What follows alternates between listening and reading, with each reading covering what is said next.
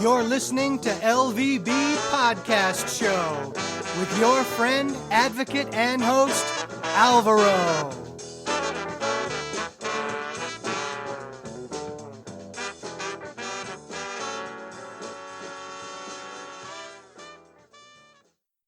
Hello and welcome to LVB Show. My name is Alvaro and I'm very happy to be with you tonight. Before I introduce our guest, like always, I want to say thank you so much to people listening from the United States, from Canada. We have listeners in the UK, we have listeners in Africa, we have listeners in Australia, in Latin America.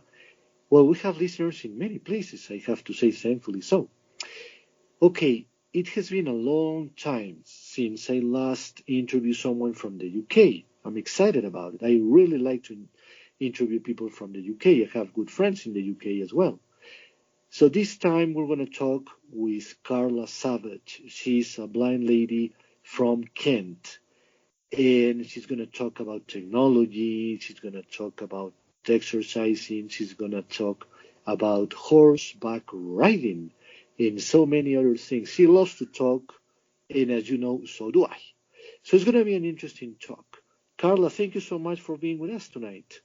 Oh, you're welcome. Okay, Carla. It's good to be here. It's a pleasure to have you on. And my first question is about, if I'm not correct, and you will tell me, but I think you were born blind. Yes, that is correct, yeah. From what cause? I was born 3 months premature. So I was in an incubator for 3 months. And therefore, the oxygen levels to keep me alive were so great that the oxygen damaged the blood vessels in my eye. So they that's the cause of my blindness. And they call it retinopathy of prematurity. Oh, the famous. You're absolutely Yes. right. I have interviewed some people that had that too. Okay, now you went to a mainstream school for sighted people. How was that experience like? Well, it was certainly a challenge, I have to say. I initially went to school for the blind up until the age of 11. And then secondary school, went to the mainstream schools. I went to two. I studied my first one from the first to the third year seniors, and then from the fourth year and onwards, I was at a second school. It was certainly a challenge initially because the first school I had support, and that worked well right up until year 3. And then when I changed schools, I had no support at all. My mum, bless her, she was amazing because she would often transcribe my homework for me into the wee small hours of the morning. So she was fantastic. And then when I was in the fourth year onwards, I had a braille and print machine that used to do all the transcription as I typed. So as I brailled on my Perkins Brailler, then it came out in print, which was great. But yeah, it was certainly a challenge.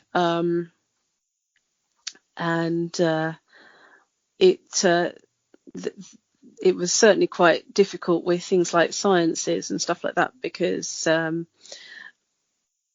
the teachers just didn't really know how to handle teaching me sciences. I did biology, but chemistry and physics I didn't do. But everything else I did.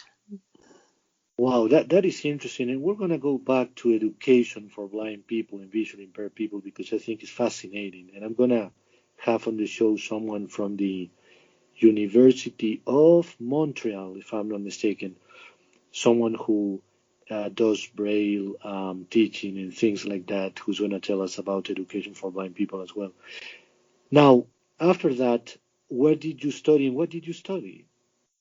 I did O levels and A levels there, and then I left school at the age of 18 and went straight into work.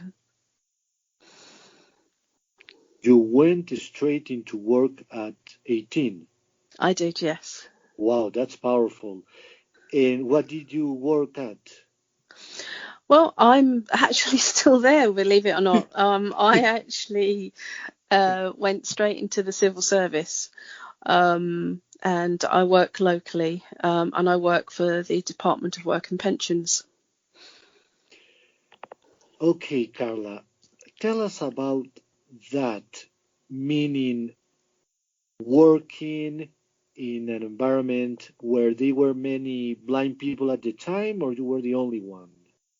No, there's not many of us that work in the Department of Pensions who are visually impaired. There's a few of us, but yeah, we're certainly there's not that many of us there, and we're dotted around the country as well. So we network regularly and keep in touch. So that's a good thing, and help each other out with tech stuff and all that fun stuff. So that's sort of built up. When I initially started, there wasn't the network there, but eventually we managed to be in touch with the people that were providing the softwares for us to be able to do our jobs, and then we managed to get a network together, and it's thriving now, which is really, really good. Now, Carla, people listening right now may be thinking, okay, I would like to do what she's doing. What kind of skills do you need to learn what you did? Really, the best thing to do is to start with doing the general office skills. So make sure that you can use a computer efficiently, because everything these days is very digital. So being able to use Word, Excel, the internet, email. So once you've got those skills up, then you've got a good toolbox then to move into any office job. And the administration side of things. So that will vary depending on what you do, but that's going to be your basic toolbox really to get you started. What screen reader do you use? I use JAWS. I use JAWS for work and at home now, but I didn't at home initially start with JAWS. I actually started with Window Eyes, which was many years ago, and eventually Window Eyes got taken over by a company called AI Squared, and then after that I then transferred to JAWS from Window Eyes at home as well as at work. So that made things a little less confusing, because I wasn't trying to do Window Eyes keystrokes on my works computer, which was probably a good thing. Carla, I'm going to ask you something that some people may find controversial, some people may not. I hope it's not, not too much controversial, really. But I think it's important. I have been doing this show for over 10 years, and I do feel it's important to discuss anything and everything related to jobs. Now, do you feel that people with disabilities and people in the blind community get paid all right when you get a job? Do you feel we have achieved some kind of an improvement in that situation? There is a lot to improve. What do you say? I can only really speak for the UK, and to be honest, there shouldn't be, and I'm going to be careful what I say here, but there shouldn't be any difference in somebody who is visually impaired and what wage they get to somebody who isn't visually impaired. But there are schemes available in various countries I know to help with getting employment. So it would be a case of make your inquiries as to see what's available to you. Good point. Okay, going into your hobbies, you were telling me that you love to do horseback riding, and Yes. for our listeners, I have to say I have done that once when I was in New Jersey some years ago with my best friend Kerry, who probably listened to the show as well. And I remember feeling extremely nervous at the beginning because, well, I didn't see the horse. Let's begin. Hmm. And I felt I would have some kind of vertigo or something like that when I was, riding the horse and feel the speed. Oh my God, what Yeah. if the horse is going to get crazy and start running around? So I want your opinion on what are the benefits of doing that and why do you like it so much? Well, I've always loved horses. Yeah, for some people they can be scary. They're big and they can bite and they can kick. But I've always loved them. And um, I was fortunate enough that my mother used to ride when she was younger. And we used to go on holiday to a farm every year, and they had a lovely big cart horse, and she used to take him out for exercise because she got to know the farmer and very well, and so she'd take the horse out for exercise, and because he was so docile and gentle, we were only really little. I was only about 4, I think, and she would often put us up with her as well, so we would be either sitting in front of her or whatever, and and that's why I think I loved the whole horse riding thing. So I started horse riding at the age of 12, and yes, initially it was a bit scary and it took a little bit of getting used to, but it's great to be at one with an animal that you can have fun with and enjoy, just having the freedom to move around because the horse won't let you crash into things, and to be able to do all sorts of amazing things on horseback. It's just a wonderful feeling, and it just always gives me a sense of freedom. It really does. I have to say for listeners who may be wondering, I really enjoyed the experience riding the horse. Good, Uh, good, a- good. after I was calm, because yeah, at the beginning I thought, what am I doing this? But then I thought I can do this, and it was very relaxing. I do believe it calms your anxiety a lot, Carla, Oh and yeah. I know it's utilized for helping kids with disabilities as well in many countries. Yes, I mean there's we have in the UK Riding for the Disabled, and when I was 16, I joined with them, um, and they help very many children and adults alike to enjoy horse riding, and to do lots of different things. And I've done so much with them. I've done competitions with them. I've done dressage, and won quite a lot of rosettes actually through doing competitive riding. I have also done a little bit of show jumping and displays like that, which has been a lot of fun, and that's quite a challenge. Yeah.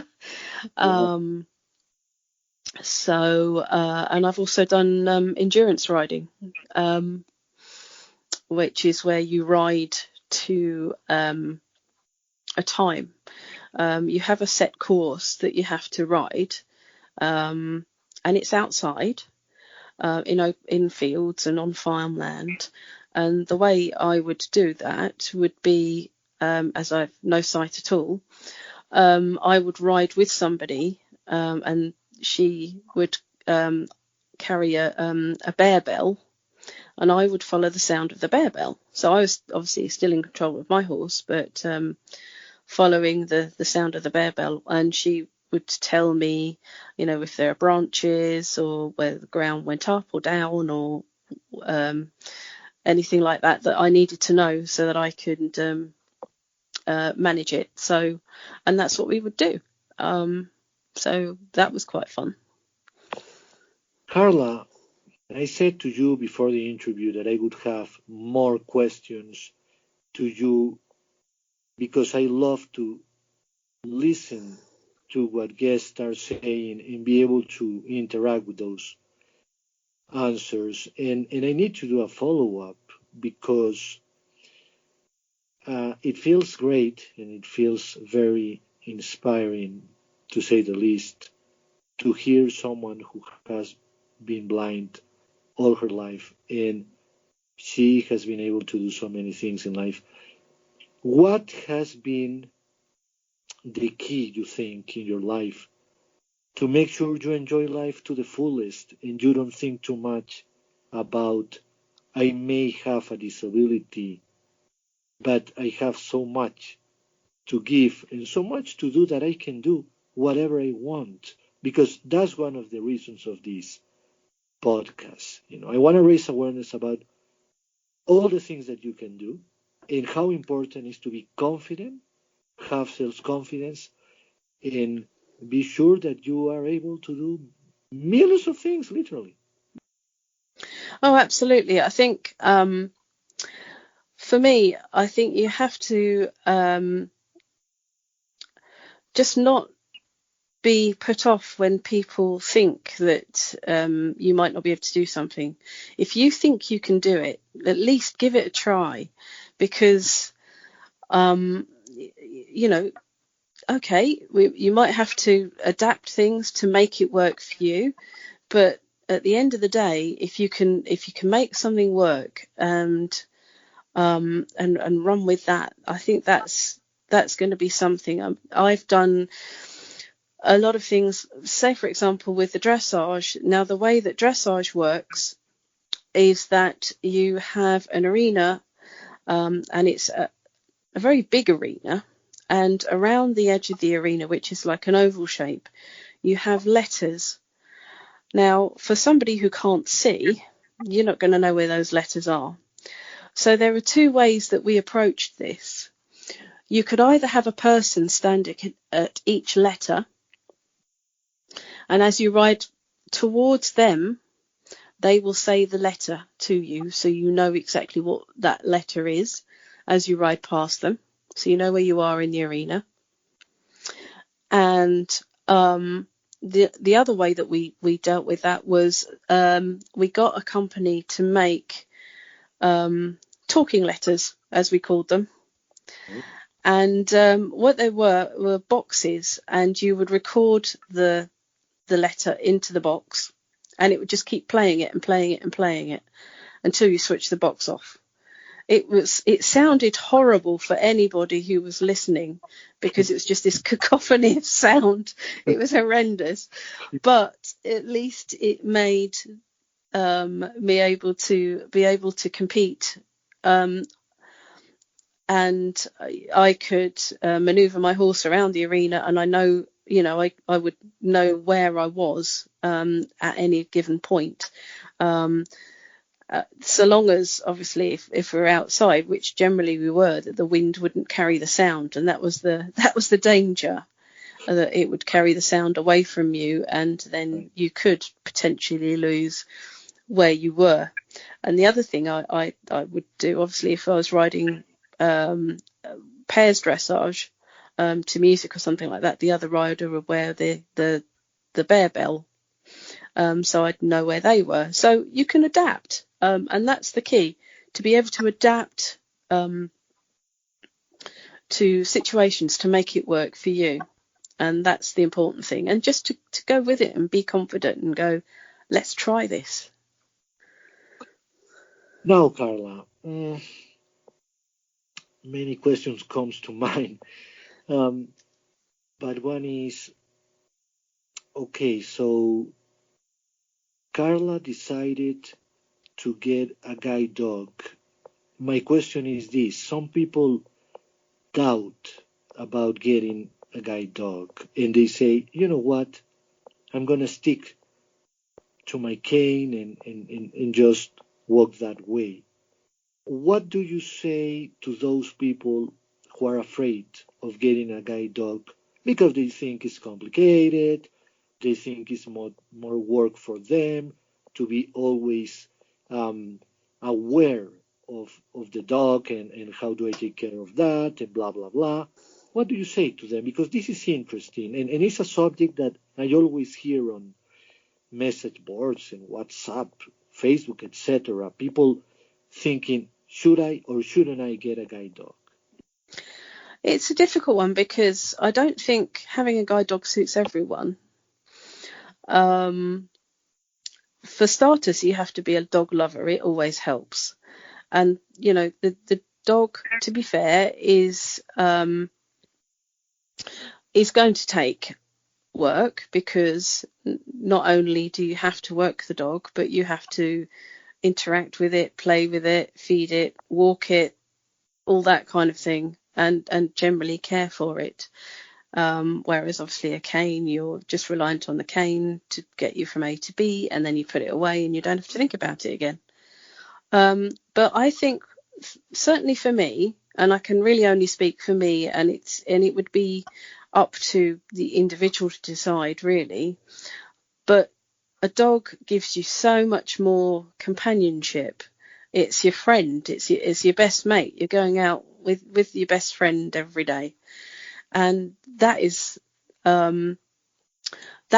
it for me really. And the dog takes care of all the complications, so you can be walking down the street and you don't have to worry about bumping into that lamppost that you forgot about halfway down the high street, you know.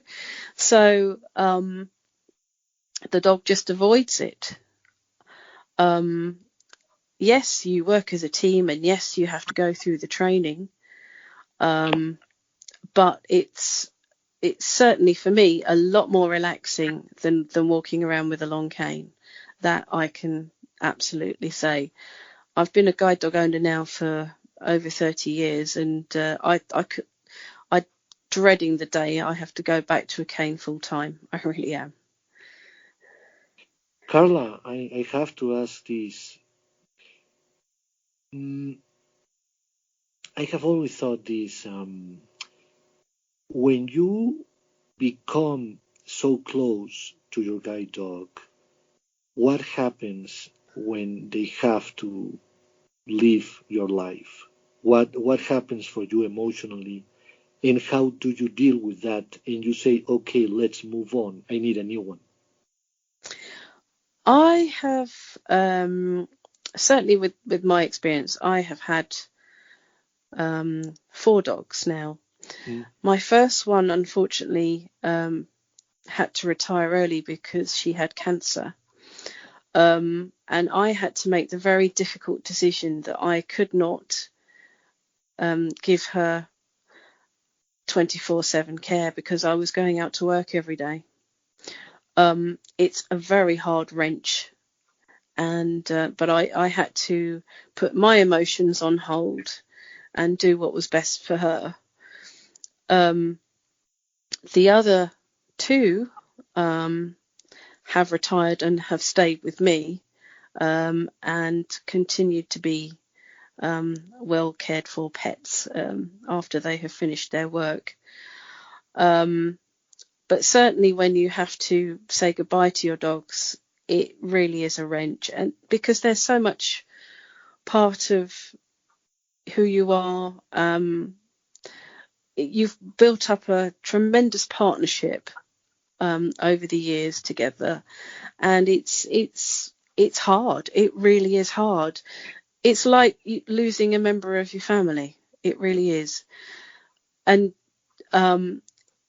it eventually does, the wounds, well, they heal, but you would never ever forget your guide dogs. And it's it's tough. It really is tough. But you just have to grieve, and you have to get yourself to a point where you can move forward. I wouldn't say move on. I don't think that's the right way to view it, but move forward. And I think that is the way that I've always dealt with it. So yeah, I hope that answers your question. Well, it does.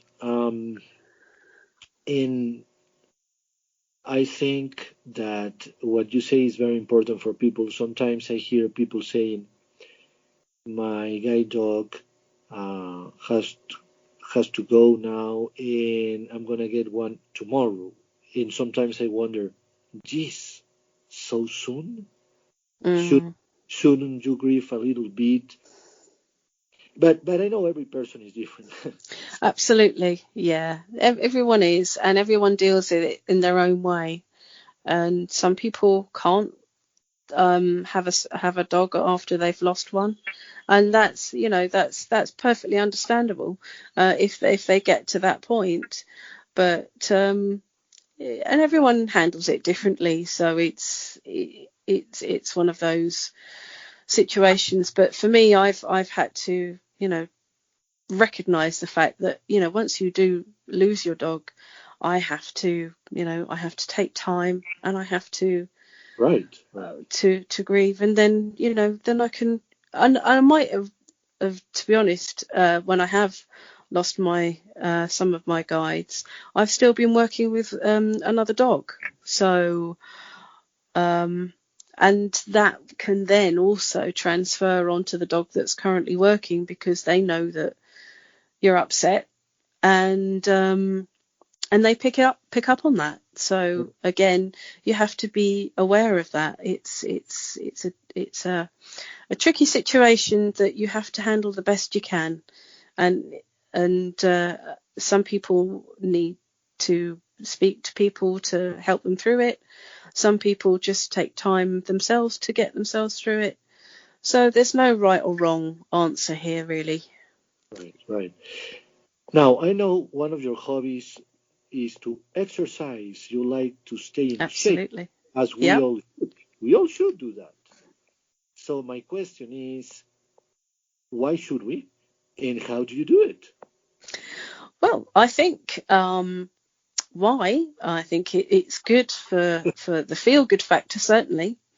Doing exercise always, they say, actually helps us feel good,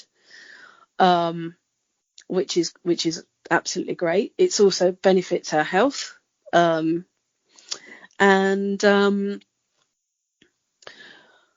so how do I exercise? Well, I've done a lot of things, but before the virus came along, I would go down to the gym, and I had a personal trainer I used to work with once or twice a week, and we do all sorts of things. We do weights and floor work and core work, and boxing even. But at the moment, of course, now in the middle of the pandemic, I'm having to rely on my own equipment. So I have an exercise bike, I've got a manual treadmill that I bought, and I've got some weights here, so I use those. And another thing that we acquired last year, which is a lot of fun, we actually bought a tandem. And so we go off cycling, my husband and I, and we can clock up, 11, 12, 13, maybe more miles on a bike ride. And it's a lot of fun. We've cycled into countryside, and it's great. It really is. Wow, that is very important for our listeners. And some people have a sedentary life and they forget the importance of exercising. But you're absolutely right. One of the benefits, besides the obvious health one, is the feel good. It's super important. And, I had this question for later on, but it's going to come now, as you mentioned it already. Tell our listeners about your thoughts from this pandemic, COVID-19, coronavirus, whatever you want to call it. It's difficult to try and put what my thoughts together really on it, but I think certainly at the moment the UK is going through a very, very difficult time, especially in London at the moment, and it's we are now in a more positive position in that in the UK we've now the vaccines have been approved. We've had 3 now that have been approved in the UK, so that is amazing news. It is a sad fact we're still losing a lot of people to the virus, but the quicker that they can roll out the injections for people to take, the more positive it can become. We've just got to hang in there and stay in our lockdown state as we are at the moment in the UK, and keep going, which is not always an easy thing to do, but we just have to hang in there and do our bit, really. What kind of precautions would you recommend blind and visually impaired people when they go out? Certainly something that I always do is I always wear a mask. I wear one outside as well as inside. I just feel safer that way. And so when I walk my dog, I will wear one as I work him, for the sole reason that we can't social distance. We don't know where people are. Right. So we can only then try and keep as safe as we can, and if we're wearing a mask, then that's the best we can really do. It's down to the sighted individuals that we meet to try and keep their distance from us, basically, which is something that I don't think that some sighted people really understand. But the other thing that we can do, obviously, is carry hand sanitizer with us. Yes, I know shops provide it over here, which is a great thing. But if we have some on us, then at least we can do our hands regularly, and maybe carry disposable gloves. If you're doing shopping and you're going to touch something that a lot of people have touched, then that's another thing that you can do. So those would be my recommendations, certainly. Now, moving on to music, one of my favorite subjects. Mm-hmm. You play the keyboard, you have been in many bands. Tell us about how did you learn to play keyboard? Oh, goodness. Well, I started playing the keyboard, playing the piano actually, when I was about 3. I developed a musical ear, and I would just pick out tunes or just one finger, and then I started proper piano lessons when I was 6, and I studied piano lessons up until I was about 12, I think, and then I gave it a break for a bit, and then when I was at one of the mainstream schools, there was a a person there that taught jazz piano, and I thought, that is so different to classical. I really want to do jazz because it's so different and the chord structures are so different. And I studied with him for a couple of years. And that was pretty much what I did with keyboards. And then he introduced me to actually getting a keyboard, because he thought that actually I'd benefit from all the different sounds and I could make so much more. And he was absolutely right. And that's how I got into proper keyboard playing. And I then started just playing for pleasure, really. And then a friend of mine asked me to join his band because the keyboard player that he had decided that he didn't want to be a keyboard player anymore with them. So he needed somebody. So I said, yeah, okay, I'll give it a go. I've never played in a band before, and I never looked back. Wow. What's your favorite musician? Oh goodness, that is a really tricky question because there's so many fantastic musicians out there, and oh my word. I think at the moment, I would say, I think that's probably the best thing to say. Yeah.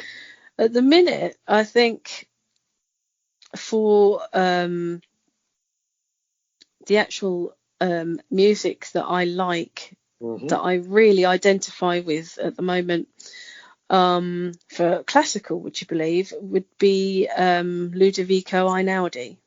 I really like his stuff. I like his style. It's very modern. And it really does resonate with me. It really does. And so I like him as a composer.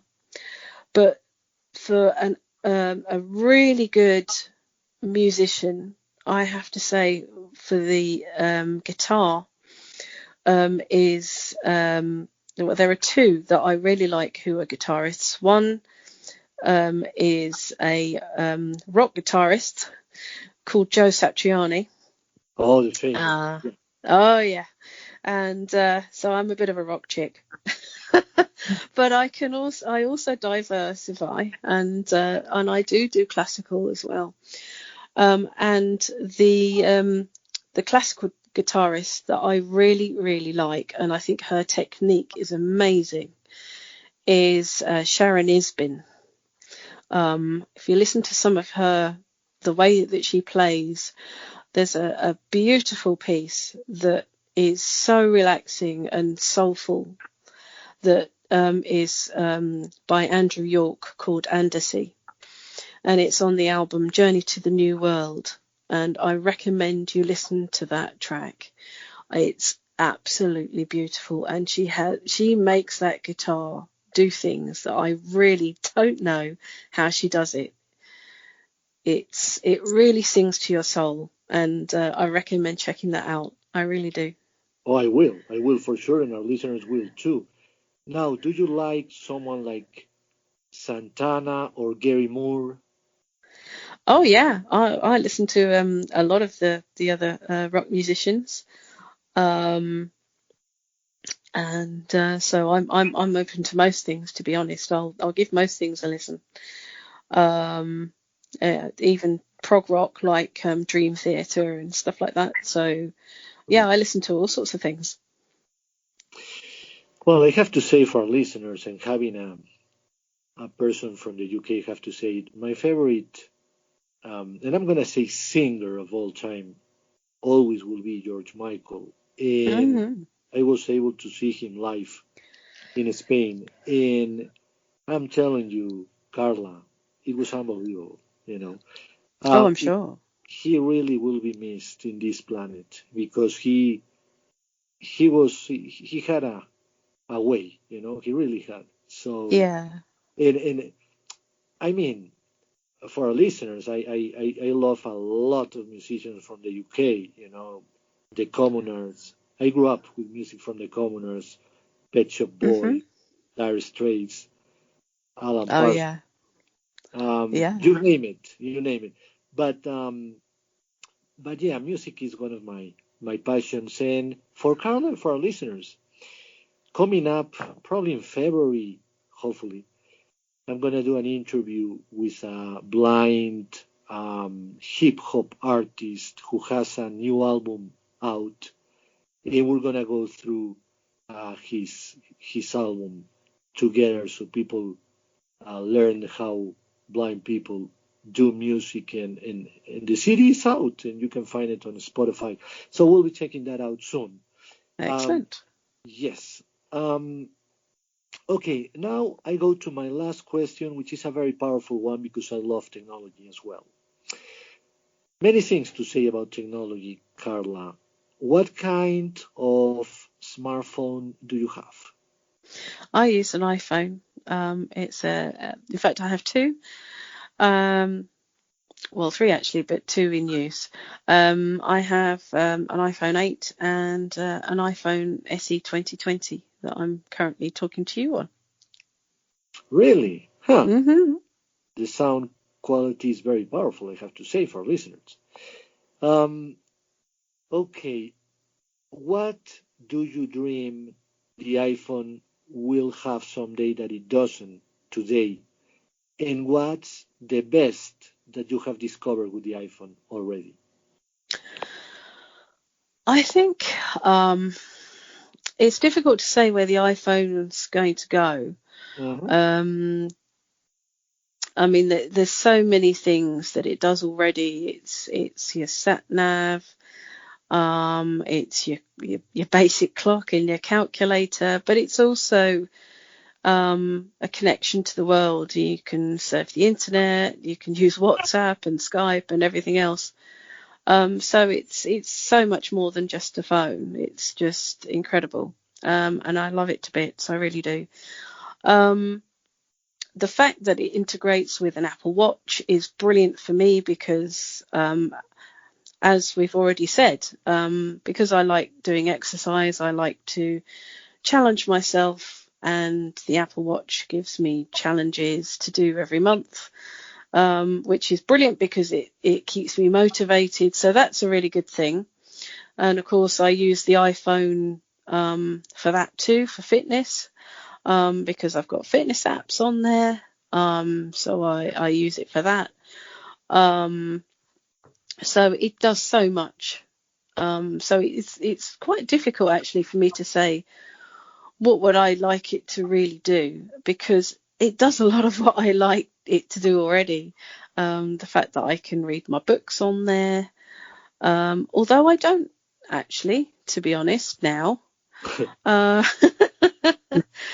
and the reason I say that is because I am uh, an Amazon Fire tablet user. So that is, and I decided I wanted to experiment with it way back in, oh goodness, I think that was about 2017. I had my first Fire tablet. And I know we're going off the iPhone subject slightly here, but it is kind of still tech. So, well, it is tech. And I was talking to a friend of mine when I had one. And she got one too. And we decided to set up a group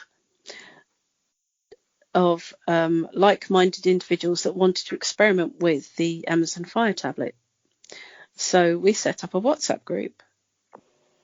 And initially, the experience wasn't great, and it can still be challenging. But the fact is now that we've managed to influence Amazon into implementing a lot of suggestions that the group of tablet users, we call ourselves the tableteers, so that the tableteers came up with we all came up with lots and lots of things that we thought would be really, really good that the Amazon tablet could do. Things like being able to input in Braille like the iPhone does, being able to use any braille display on your tablet, and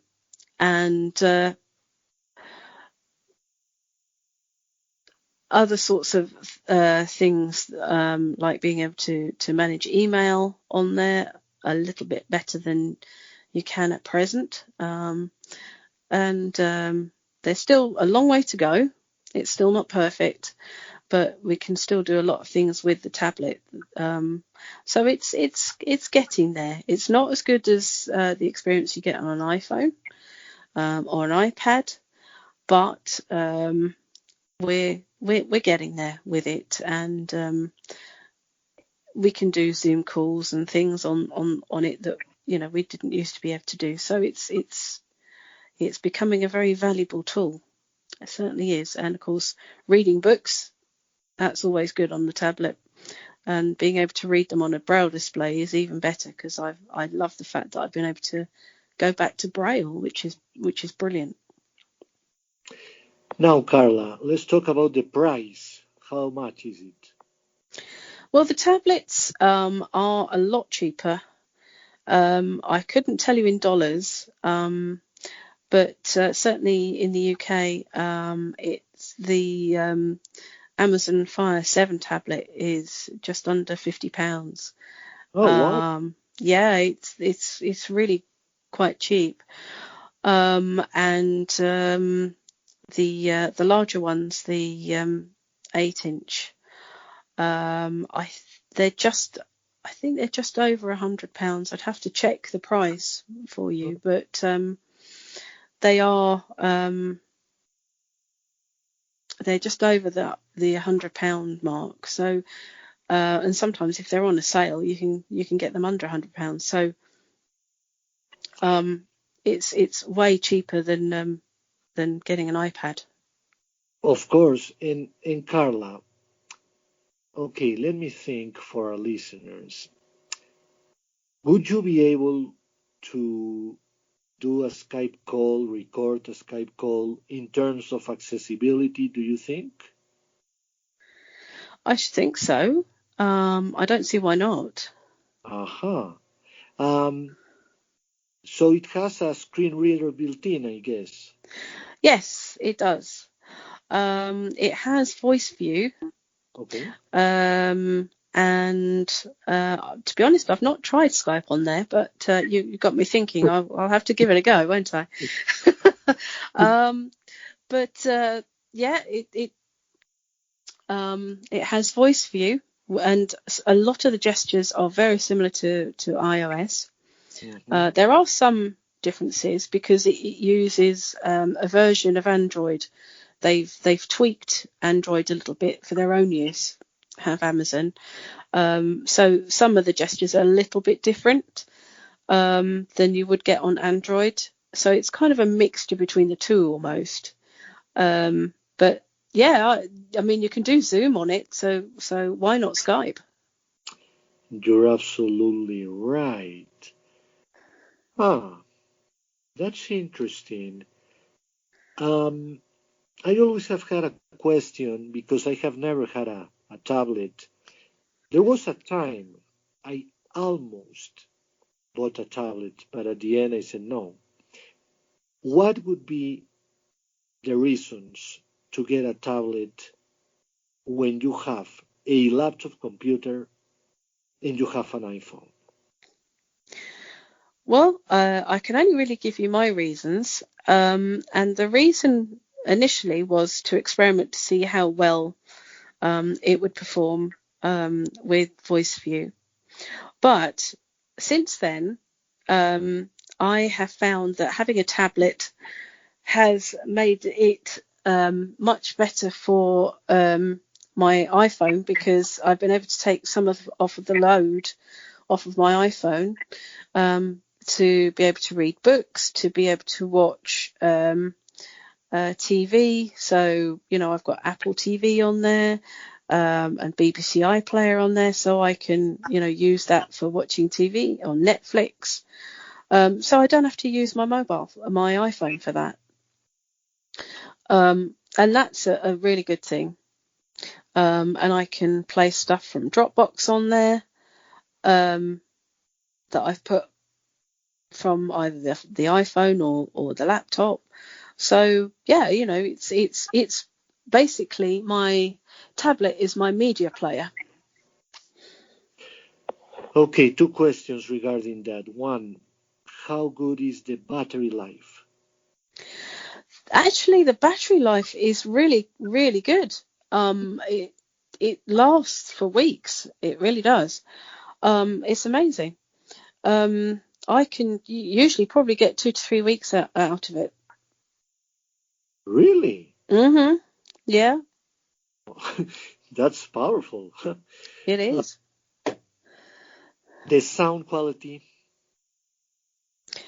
Sound quality is not great. However, you can, of course, connect it to a Bluetooth speaker, and you can also connect it via the headphone jack into a speaker that has an auxiliary socket in it. So you can do one or the other.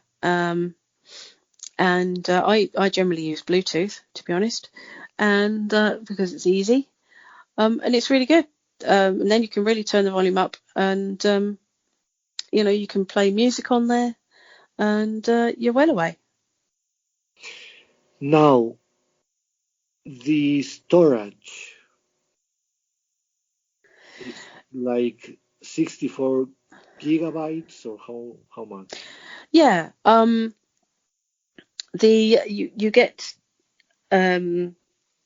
different storage depending on what you have. It's a lot less than an iPhone in that you can either get a 16 gig or a 32 gig. Okay. However, you can expand that way beyond, because you can put a micro SD card in. And so my tablet I've got at the moment I'm using is slightly older, but that will take up to a 400 gig micro SD card. Now I think they can go up to a terabyte, I think. Oh, wow. Okay, two questions. This subject is fascinating to me. Because it doesn't have a pure Android system, meaning I guess I'm trying to understand this, Carla, for listeners. The only way you can install a screen reader like JAWS is if the tablet runs Windows operating system, yes. Correct? Yeah, that's correct, yeah. Another question I had is, does it have a camera? It does. I'm not sure how good the camera is, but there is one on there, yes. There's a front-facing and a back-facing camera, I think. Yeah. Would you be able to shoot video on that? There is a video section in there. I think you can. I've never tried it, but then I wouldn't be able to see what I was doing, so it's probably best I didn't. But you know why I say this, Carla, and for our listeners, is because the iPhone has become so great with the camera in telling us where are we in the middle of the screen of whatever. Oh, absolutely. Like how Amazon is doing that. Now, speaking of Amazon, this company is becoming more aware of accessibility and the importance of accessibility, correct? Yes, yeah, definitely. The speakers, the famous Alexa. Why is Alexa so popular today compared to Google or to the Apple smart speaker? It's the Apple smart speaker, I think, is very, very expensive. And I think Siri is very limited in what it can do. And I think the Lady A speakers, and I'm going to have to say this because I have a show right beside me that will go off if I say her name. But yes, I think those speakers, the Amazon speakers, were the first to actually develop this whole smart speaker speaking to it technology. And there are so many skills that you can get for the Echo devices that it's amazing what you can do with them.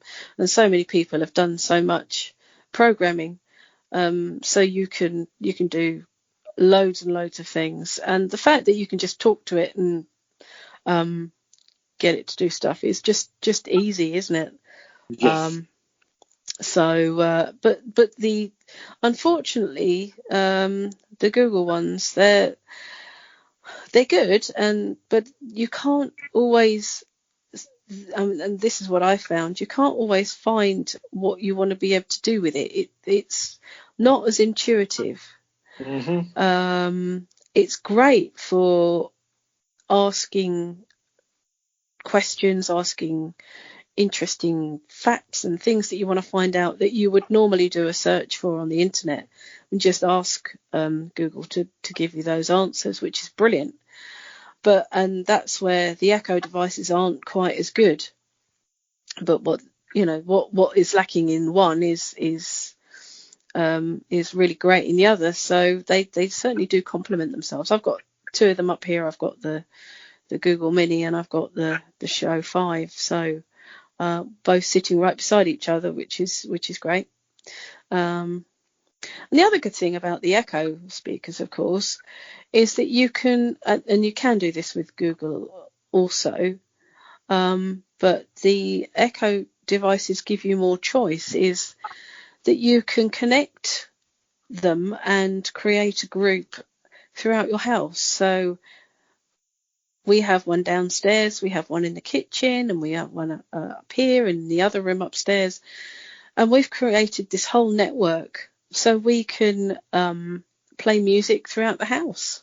Oh, wow. Which is brilliant. And Really? the other thing, of course, is that there is a skill out there called My Media, that if you've got your music ripped to your computer or an external drive that connects to your computer, that you can play your own music through your Echo devices throughout the house, which is even better. It really is. I have to say there is a word that you use that is very British that I like a lot, and it's brilliant. I like Oh, that. yeah. I'm sure our listeners like it too. And speaking of brilliance, Carla, I wonder, my last question, follow-up really, about technology is about a service that I do believe is available in the UK, and if not, it should be. And it's called IRA. Do you know it? Mm-hmm. I have heard of it, yes. I've never used it. I believe it is in the UK now. It wasn't for a long time, but I believe it is available in the UK. And as I say, I've not tried it, so I really can't speak with any authority as to my findings. But from what I've heard, it's really useful, and the agents are well trained and know how to help visually impaired people to do a lot of tasks. So it's something that I want to give a go at some point. Yeah. Yes, for our listeners, at some point I'm going to be interviewing someone from IRA. They were developed in India. They went to the United States, to Canada, now to the UK. And it's very interesting because I have a friend in the US who have tried this service going shopping, and this assistant, through the glasses that my friend is is having, she has the iPhone and it connects both ways and is able to tell you what is in front of you regarding clothing, price, Mm-hmm. things like that. And she also uses that when she goes into the subway in New York City, my friends. And that Wow. is interesting because, as many people know, I have been in the subway in New York without that. It's an adventure, I have to say. But with IRA would be also an interesting situation, and they are doing this for free in many subway stations, train stations, not only in the US, but again in Canada as well, and I'm sure in the UK as well. So you should try it someday, you know? Oh, yeah, I'm definitely going to do that. So, Carla, I have nothing else. Well, I have a lot to say actually, but I, I don't wanna put to sleep my listeners because I can talk all day. But it has been brilliant, for lack of a better word, to have you on, Carla. And I have to say, you are very, very good in answering questions, and you are very focused. And I applaud. You seem to be very good for these things. You should do a podcast yourself. You know? Well, I do actually. There's quite a few that you can find on Apple Viz that I've done with walking through various things with the iPhone. And I also do quite a few articles every so often for a magazine called Talking Computers, and that's on various topics, including iPhone. But I'm going to start some actually on the Amazon Fire tablet. But there's other things, so you can find me on there too. So yeah, I do podcasts too, which is a lot of fun. I love them. It's good, and it's good to give something back to people, because I got a lot out of, and still do get a lot out of podcasts that people do demos of stuff with, and it's good to give some of that back to help others too.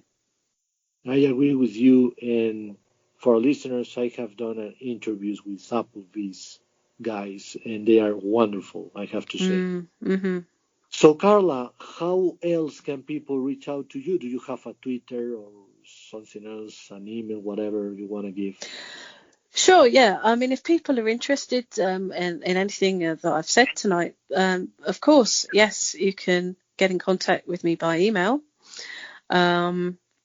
My email address is Carla, Carla, Savage, Savage, that's all one word, .18 at outlook.com. Perfect, Carla. Thank you so much for your time. Oh, you're welcome. Very Well, thank you for having me on your podcast. It's been a lot of fun. Thank you. And also, I have to give a big shout out to Nikki, to Lynn, to Wayne, to Michelle, to Matt, I'm trying to remember everybody. Elvia and Gerardo and so many other people great in the WhatsApp group of geeks. So yeah, thank you again, Carla. And for our listeners, remember to smile always. If you want to be on the show, you can email me at lovevisionbureau@gmail.com. This is Alvaro from LVB Show saying good night.